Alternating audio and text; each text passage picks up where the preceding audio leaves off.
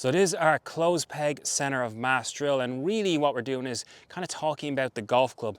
So for the most part, we default to what the club head is doing in golf swings, and very much importantly so, especially at impact. But what we're going to do is we're going to look at transition, especially those players looking to maybe stop steepening the golf club, looking to shallow the golf club, looking to do all these different movements, and very much looking at the club head and referring to the club head or nearly the whole golf club as what they want to do.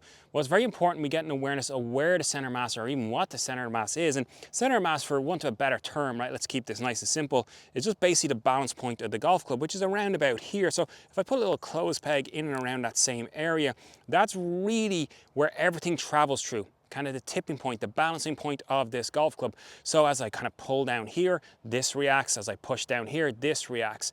Now it's really important as we go into transition, especially as we're aware of what the golf club's doing here, that we maybe need to be more aware of that point of the golf club as opposed to the club head. So if I swing up top of the golf swing, up top here, and the idea really is to shallow this golf club, having this as a reference point, a center of mass, and having that tee there will maybe be more practical than just trying to get the club head more behind me.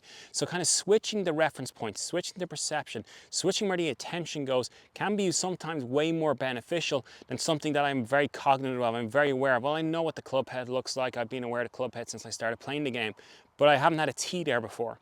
So putting a tee there, or sorry, a closed peg there, definitely changes the perspective. So if I was kind of lining up and I said, okay, well, as you move back, now get that closed peg to move more behind. Well, even you having that awareness of that closed peg as you go up would create that nice kind of transition piece that definitely would kind of ease out the feeling of steepness. So if you're looking to kind of shallow the golf club a little bit or kind of take away steepness in transition, this closed peg drill, this center mass closed peg drill is a really nice way to kind of start the learning, start the awareness, start the perception of where should I really be focused when I'm working on those things. Should I just be trying to pull my hands down? Well, no, because that really doesn't change where the center of the mass is. So if I kind of go, okay, well, I steepen it, so what I'm going to do is I'm going to keep my hands in.